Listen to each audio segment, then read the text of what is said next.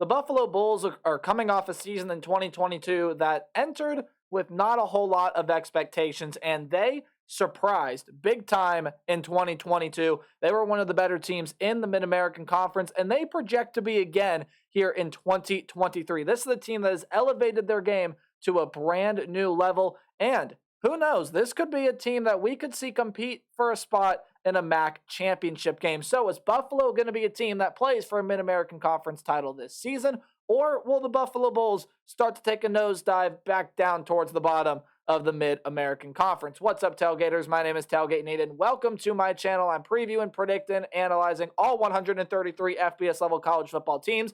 Chances are I've already done your favorite team, got the MAC and Conference USA to finish up. Hit the subscribe button, ring the bell to see the rest of my predictions for the playoff conference championship games before the season starts. And make sure you get videos during the season as well. But there are more ways than that. You can help me support my channel. You're doing one right now by watching the video. Hey, you guys can do more by liking, commenting, sharing, and anything else that you guys are willing and able to do to help me support my channel. Because again, whatever you guys are able to do, I'd greatly appreciate. So let's talk about the Buffalo Bulls here in 2023. But first, how do things work around here? Well, we are going to go through a roster overview and look at who the team lost, who's coming back, and who's coming in through the transfer portal and recruiting class, as well as taking a look at the 2023 Buffalo football schedule. We'll give it a game-by-game preview and prediction. So without further ado, ladies and gentlemen, let's talk about the Buffalo Bulls here in 2023. Get to the coaching staff in a minute. Let's talk about the roster first and foremost. Let's start with the quarterback position. Of course, your primary starter from last year was Cole Snyder. Played some really good football for this team, and he will come back to be that starter again in 2023. He was a 3,000-yard passer, 3,030 yards to be exact, around 59% completion percentage, 18 touchdowns and 8 interceptions on 6.6 yards per pass last season. So Cole Snyder, very, very good option at quarterback. Maybe you'd like to see that touchdown number elevate to 20, but again, it's not really Buffalo's forefront. It's not really their strength is the passing game, but Cole Snyder exceeded expectations last year. We'll see if he can do so again this year. Now, behind him, there are some pretty viable options, as not another quarterback threw a pass for this team last season. So you do have some transfers coming into this program to help back up the quarterback room. CJ Ogbonna is coming over from Southeast Missouri State. And then you also have another quarterback entering this room in Gunnar Gray, who comes over as well, again, trying to help give this quarterback room a little bit more depth.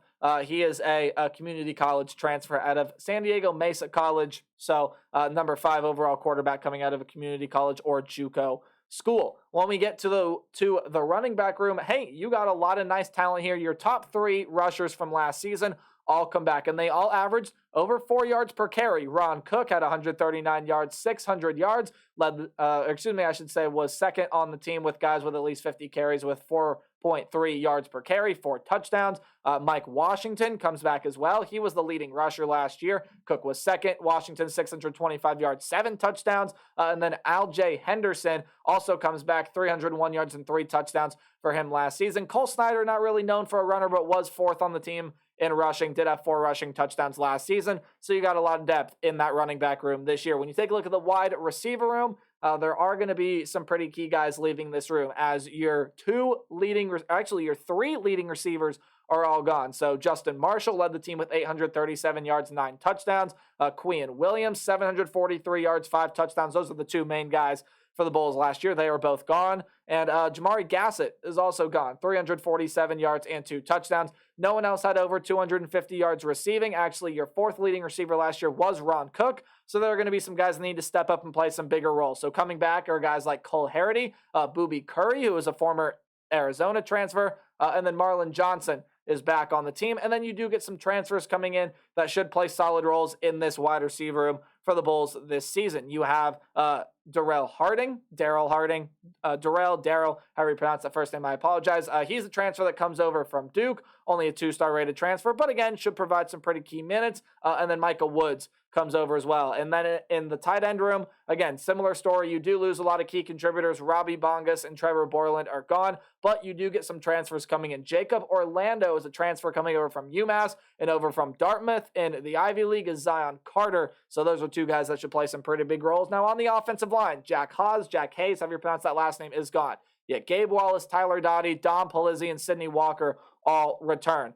So the offense should have a pretty solid rushing attack. We'll see if Cole Snyder can exceed expectations again, and if some of these wide receivers can take a step up. Maybe these transfers help out in some pretty big ways as well. When we take a look at the defense, which was a pretty solid unit for the Buffalo Bulls last season, let's start out with the defensive line, shall we? Pretty substantial loss here as Damian Jackson was the second leading tackler on the defensive line, 28 tackles. Only 1 sack for the team last year, but still a big presence. So losing Damian Jackson is a big deal. And then Ibrahim Conte is also going to be gone as well, 22 tackles, 3 sacks for him last season. However, again, a lot of your other key contributors will be coming back to this defensive line. Damon Williams will be coming back, was the leading tackler on the defensive line, 4.5 sacks.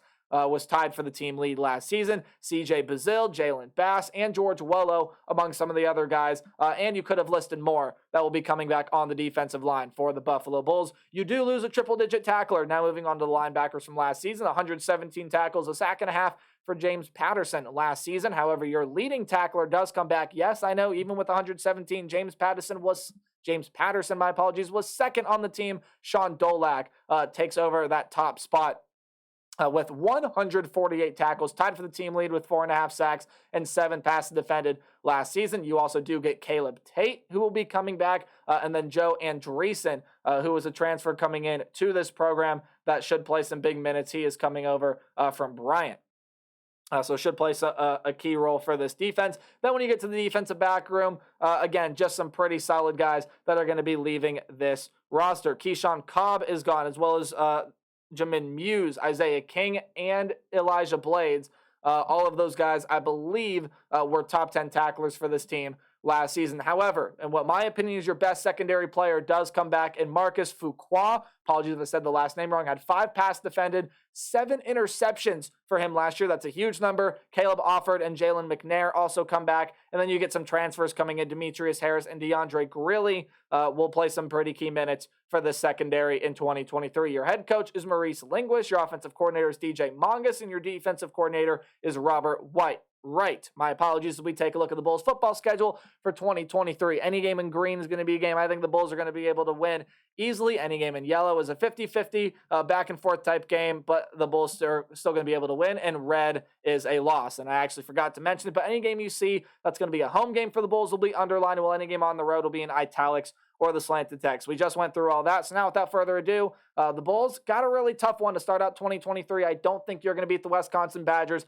That's going to be a new look offense there. Yes, they're still going to run the football really, really well, but Tanner Mordecai is coming in at quarterback, had multiple 3,500-yard seasons for the SMU Mustangs, and will give a big lift to the passing game that already has some solid receivers there with the Wisconsin Badgers. So I do think that will be a win for Wisconsin. Starts out Buffalo season with a loss. Just a tough game to go on the road and win in Madison. But as we move ahead here, you do play Fordham, the Rams. I believe that is their nickname there. I do not believe will be any sort of match for this Buffalo Bull defense. Again, you got some really good players at every level of this defense, defensive line, linebacker, and secondary as well. A lot of key contributors back. Again, Fordham, an FCS level program, as now we focus our attention to the Liberty Flames. Hey, Jamie Chadwell, that's the new head coach there, and there is a lot of solid talent there at Liberty. Now, there are some transfers leaving, but there are also some transfers coming in for Jamie Chadwell's group. It's going to be a very interesting year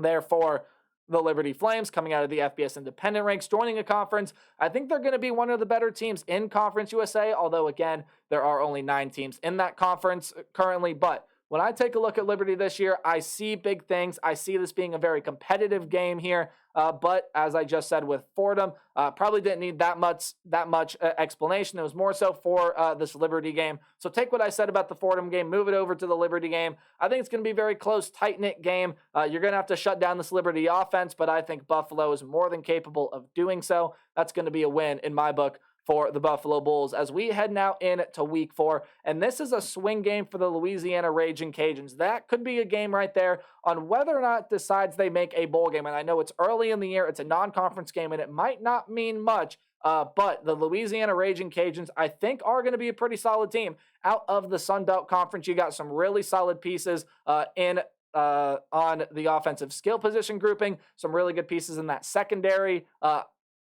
as well. I think their defense does enough to slow down Cole Snyder in this Buffalo offense. I do have that as a loss for the Buffalo Bulls here heading into 2023. But then you get into conference play and you start out with what, in my opinion, are a couple easy ones. On the road at Akron, again, Akron's a team that has struggled in the Mid-American Conference for quite some time now, and they may continue to do so here in 2023. Probably not going to be another great year for the Akron Zips. Buffalo should be able to go on the road and win that one. But you get your first game at home of the Mid-American Conference here. And you get to play Central Michigan, a Chippewa team that really struggled last year, is losing too many key pieces to be able to losing too many key pieces, especially offensively, to be able to keep up with this Buffalo defense. That is the reason Buffalo will beat Central Michigan there in that game. All right, let's move on now to talk about Bowling Green. Hey, Bowling Green, that's a team that's really solid in the Mid-American Conference. Used to thinking them in recent memory as being towards the bottom, but again, they've slowly risen up, and Bowling Green is here. Bowling Green is a solid team out of the Mid-American Conference. It's going to be a really, really competitive team, a team that's going to give anyone they play a really, really good fight. But I do not think that offense, that has to improve a lot from last season, is going to be able to outpower this Bulls defense, especially with what the Bulls return on that side of the football. And Cole Snyder, will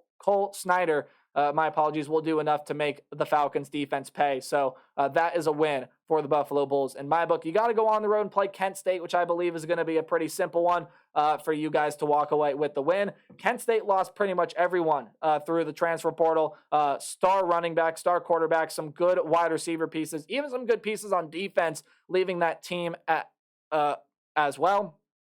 I've used the phrasing, it's going to be really hard for that program to field a football team this year, which of course is an exaggeration. They have guys there. They have a football team ready to go. But again, with all that they lost, it's definitely going to be a struggle year for the Golden Flashes. So that is a win for the Buffalo Bulls. You get a perfectly timed bye week before you have to play Toledo. The reigning MAC champion has some really good returning production, including a great dual threat quarterback in DeQuan Finn that even gave a defense like Ohio State some trouble last season. But when I look at this Buffalo team, I think they have the necessary pieces defensively to be able to slow down what Toledo has got. But I don't think that any defense in the MAC is going to be good enough to stop this Toledo attack, which I think is what you need to do because, again, the defense on the other side of the ball, it's got some pretty good pieces there as well. It's also in the Glass Bowl in Toledo, Halloween night. Woo, scary, spooky things can happen on Halloween, but I do think Toledo will be walking away with the win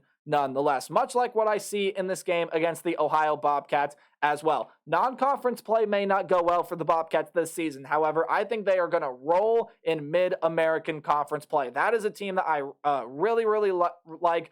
The quarterback Rourke is going to be coming back there. You got a couple guys coming back from injury for that team this season as well. That's going to be one of the Mid-American Conference's better units. Offensively, defensively, overall, I like the Bobcats this year. So that is a loss in my book for the Buffalo Bulls. Now, you got to go on the road and play Miami of Ohio. And this is an interesting game.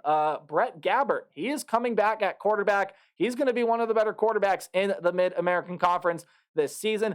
But he did lose a lot in the wide receiver room. Granted, there is some good talent in the running back room, but the defense lost a couple of their leaders as well. Yes, Salopek, that linebacker, is back. So I think you have enough pieces there for this to be a really competitive, hard-fought, grinded-out, tough game. But I do see Buffalo's defense being able to edge out, especially with maybe the lack of depth in that wide receiver room for the Red Hawks this year.